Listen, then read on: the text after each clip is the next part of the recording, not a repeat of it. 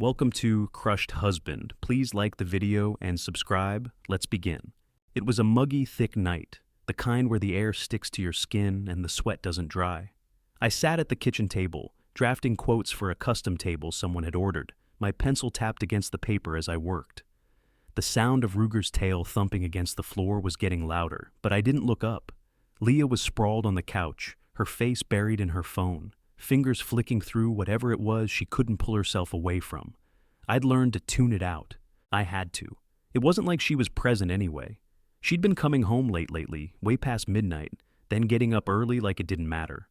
Silences stretched out longer than they should. And that damn phone, always face down when she wasn't in it. No texts, no calls, nothing. It wasn't hard to figure out something had changed. The moment she looked up, her eyes sharp and almost amused, I wasn't surprised. It didn't feel like a fight, just a crack in the frame, a warning. "You think I need you?" she said, her voice light. "I have options." I didn't flinch. Perfect. Not angry, just done. She stood up, tossed her hair back over her shoulder, and grabbed her bag. "I'm going out," she said, more for herself than me. "Sure," I replied, keeping my voice flat. She walked out the door, the sound of the lock clicking behind her. I went back to drafting my quotes, ignoring the weight of the quiet in the house. I wasn't angry, just calm, just realizing. The next few weeks blurred together. It wasn't an overnight thing, just the gradual shift that happens when you stop paying attention. Leah and I fell into different routines, like strangers who had somehow ended up under the same roof. Her late nights became regular, then expected. Her texts were more sparse, and when we did speak, it felt like we were talking past each other. Intimacy, if you could call it that, wasn't a conversation anymore. It was a chore, something that had to be checked off, and it was only a matter of time before even that stopped happening. I stopped leaving things by the door for her to pick up, like a note, a reminder, a simple "see you soon" that had become routine. Instead, I started stashing receipts, passwords, anything that felt like it needed to be kept for later, just in case. Leah started making posts on social media, vague stuff about choosing yourself and being free. I'd see it in the corner of my eye when I was passing through the living room. Her group chat was like a chorus, hyping her up, pushing her to post more, make it louder. I didn't comment. I didn't need to. That night, she left again. The sound of her heels clacking on the hardwood floor as she grabbed her purse. The faintest scent of her perfume lingered in the air, even after the door clicked shut behind her. It wasn't tragic, not in the way people think of when relationships fall apart. It was just honest. Like when a piece of wood splits, but you've known it was weak for a while. I didn't chase her out, didn't call.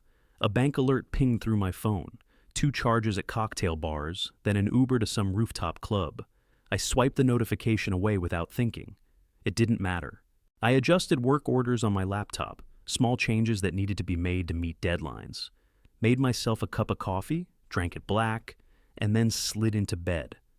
I didn't sleep well, but I didn't expect to. The house was quieter now, even without her here. The dog curled up next to me, his body heat a small comfort, but I didn't get much rest. Morning came, as it always did. I finalized a big order, a custom piece for a new client, a set of oak bookcases, and texted my shop manager to reroute materials to meet the new timeline. I kept my tone steady, professional. "Let's move on this. Need this done by next week. No drama, just work, just control through action." I could always rely on that. By midday, I was at the shop, walking through the racks of wood planks and adjusting some measurements when my phone buzzed. Leah. I almost didn't answer, but I didn't feel like leaving it hanging either. I swiped the screen. "Hey," she said, cheery like everything was fine, her voice loud enough to sound fake. "You good? You seemed weird last night." I stood there for a second, watching the sawdust float in the air. "I'm fine," I replied, flat. "You seemed fine too." There was a pause, like she was trying to decide how to spin it. Then she hit me with it. "Is there someone else?" I wasn't surprised. The accusation was too easy, but I didn't let it show. I measured my words calm, the way you speak when you're cutting straight through the bullshit. "Is there someone else?" I repeated. "No, is there?" She laughed, though it wasn't real, more like a mask over a crack. "You're insecure, you know that?" I didn't flinch. I didn't even blink. "I'm not insecure. I'm just asking the question you're too scared to answer." The line went quiet for a moment. Then, almost as if it was rehearsed, she said it again. "I have options, Dean." "Perfect," I replied, calm as I could. "I don't compete." There was silence on the other end for a few seconds. Then I heard her shift, like she was standing up. "Whatever," she muttered. "I'll be back later." The phone clicked off, and I stood there in the quiet of the shop, staring at the phone like I'd just been handed a piece of broken glass. I didn't feel angry, just done, just clear. By evening, Leah's sister texted me, asking why I'd been distant. I stared at the message for a second before typing out a response, slow and steady.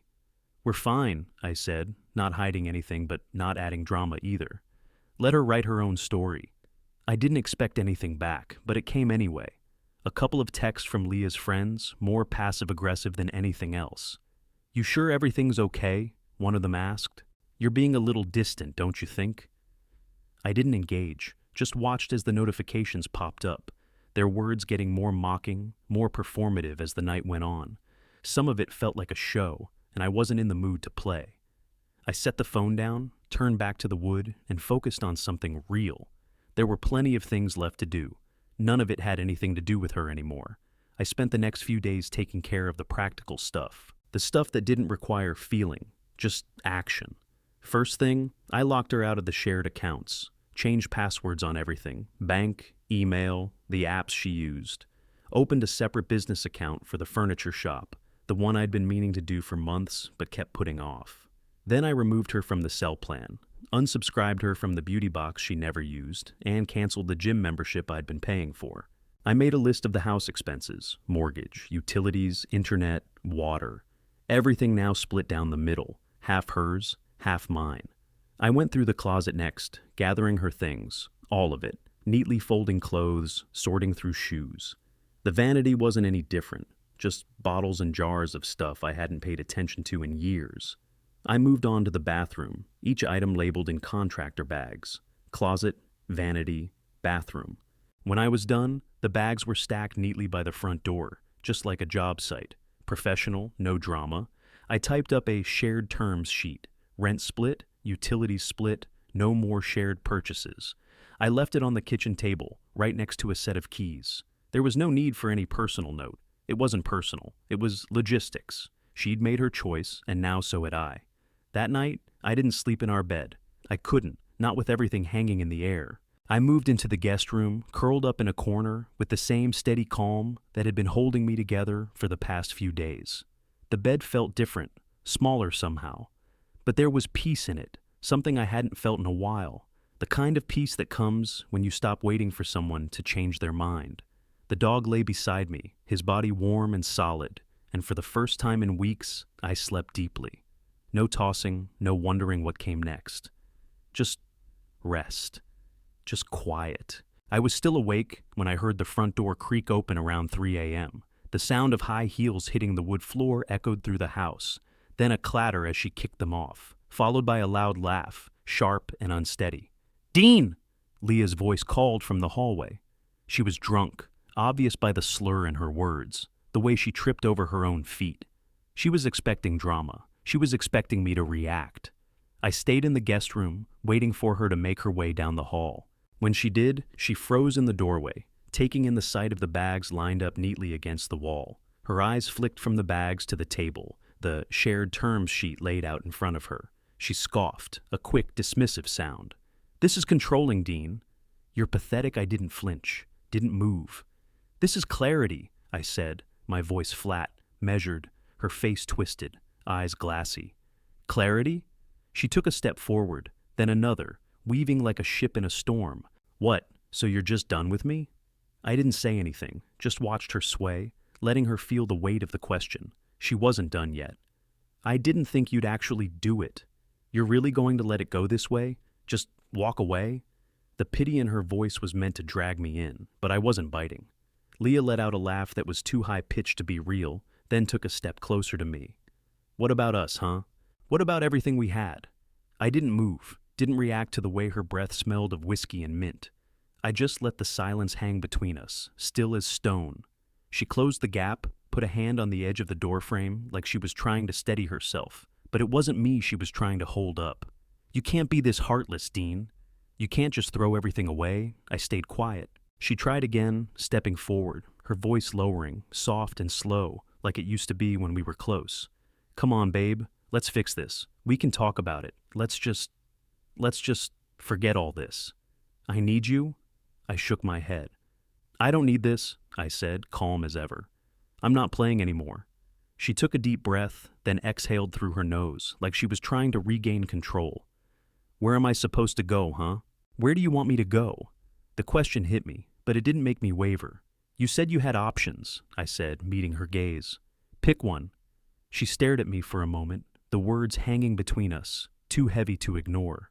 Her eyes flickered, like she was about to say something else, but instead, she just grabbed her bag off the floor. It wasn't a dramatic exit, no slam of the door, just a slow shuffle back down the hallway. She didn't look back, didn't say another word. The door closed softly behind her, and I stayed there, motionless. The house felt quieter than it ever had before. I didn't feel relieved, didn't feel anything at all. Just done. I didn't waste time. The next morning, I hit the ground running. I contacted a lawyer, laid out the details of what I needed to get done. A legal separation, paperwork to ensure the house was mine, proof of ownership, proof of the financial contributions. Leah wasn't in the picture for that anymore, and I didn't need her in it. I split the bank accounts, moved everything I could into the new business account. I didn't care about the drama, I cared about getting the numbers right, the property, the costs, all of it. I paused the subscriptions tied to her, stuff I'd been paying for, stuff I didn't even know I was paying for. Everything, just task after task, no emotions attached. Her first text came in the afternoon, snide, sarcastic. Roommates now? Cute. I didn't react, didn't even hesitate before typing back. We're adults. Pay your half. That was it. I didn't need to argue. The next day, more messages came in from her friends, more of the same, passive-aggressive, performative stuff. We're worried about you, one of them wrote. Is everything okay? She misses you. I watched them roll in, one after another.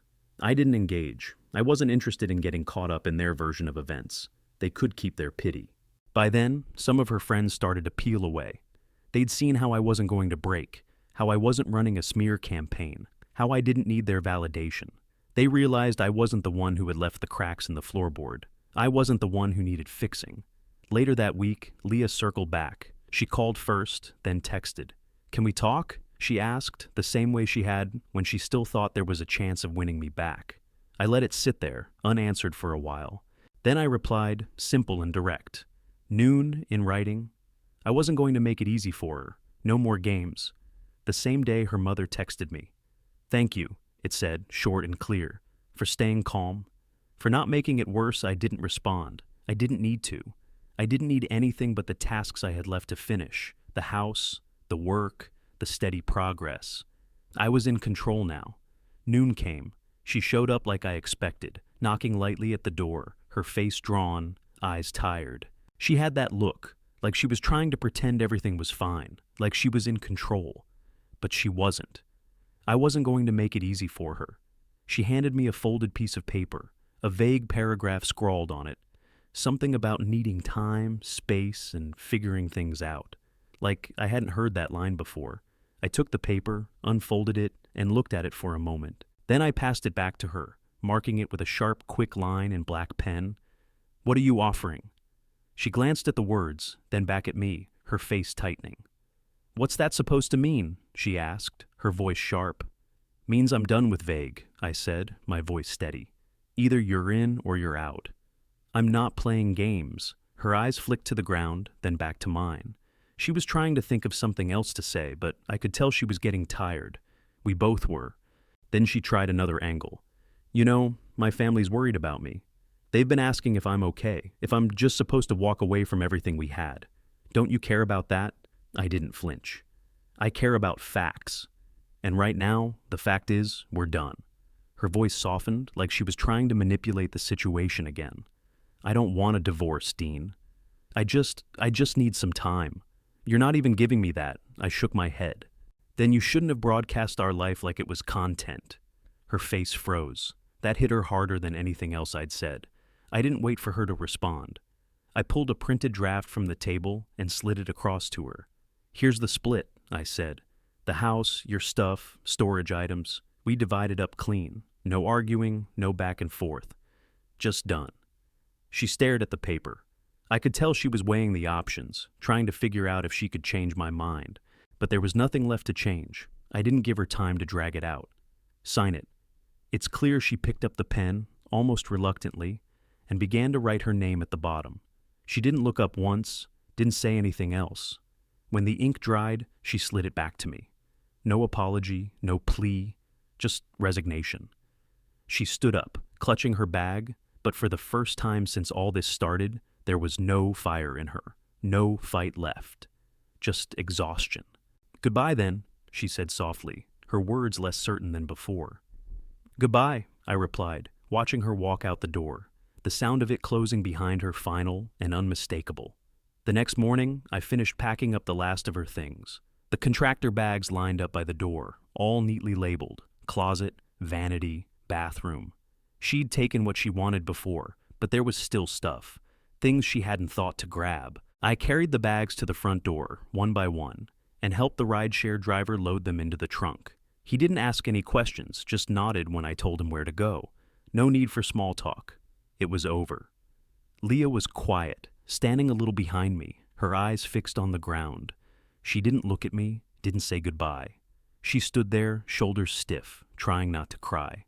I could tell. She was holding it back, trying to keep it together for her sake. I didn't stop her, didn't try to comfort her. There wasn't any more left to say. She got in the car, and that was it. The door shut softly behind her. I went back inside, closed the door, and locked it. The house felt quieter than ever, but not in the way it used to. Not heavy, just empty. The kind of empty you feel after you've cleaned everything out and don't need to hold on to anything anymore.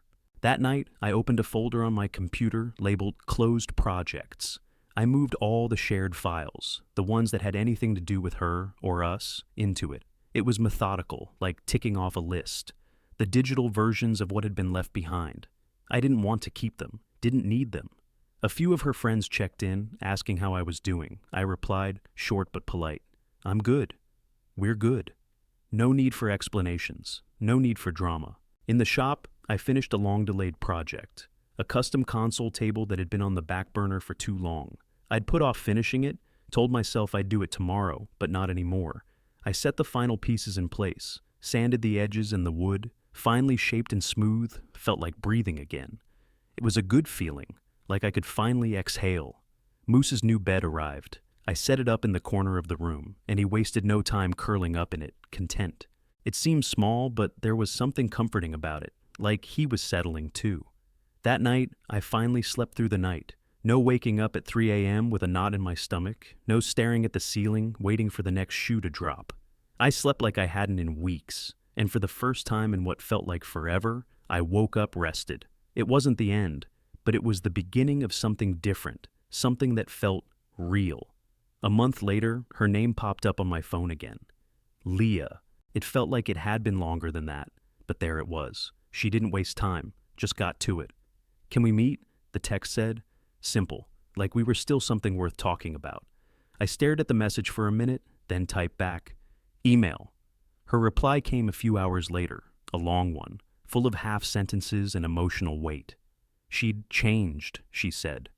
She missed what we had, and she wanted to try again. I read the message once, then a second time, just to make sure I wasn't missing something. I wasn't.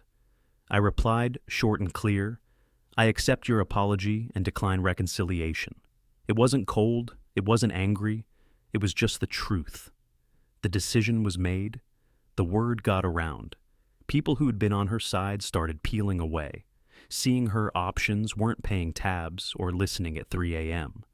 They weren't there when things got real. They saw what I'd seen long before, and they started figuring it out for themselves. I kept working, stayed in my lane, landed a new commission for a set of church pews. Big job, something I could sink my teeth into. It felt good, real. I spent the next few days drafting plans, sourcing materials, and mapping out the build. A couple of weeks later, I took a trip to the coast, solo. Didn't need anyone else to enjoy it. Ate shrimp with my hands, sitting at a weathered table overlooking the water. Stayed in a cheap inn, the kind with creaky floors and a view of the beach from the second floor. It wasn't luxury, But it didn't matter. Freedom doesn't cost luxury, it costs peace, and peace felt better than anything I could buy.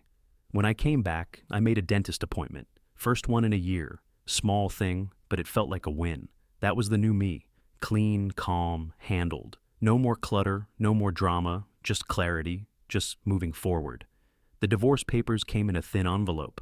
I recognized the return address before I even looked. I opened it slowly, the legalese on the pages, a final punctuation on everything. It was done. Final. I let the envelope sit on the counter for a moment, then slid it into the file drawer, right between the truck title and my vendor license. No ceremony, no emotional reaction. Just relief. Thick relief. Work had been good, steady. The orders were rolling in, and I kept the pace. The church pew rebuild project was a big one. Detailed work, tight deadlines. But it was something I could focus on, something I could build with my hands, no distractions. I'd also started offering profit shares to my crew.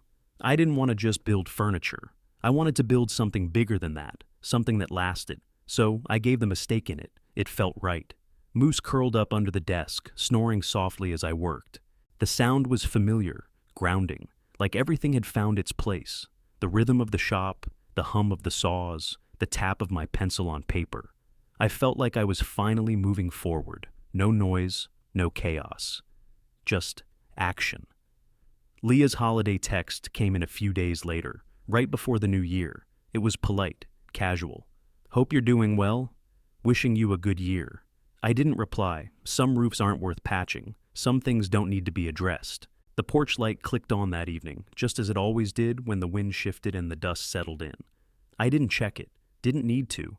It wasn't a call to action. Respect isn't a speech. It's the structure. It's what holds everything up, even when you don't see it. And my house, it held.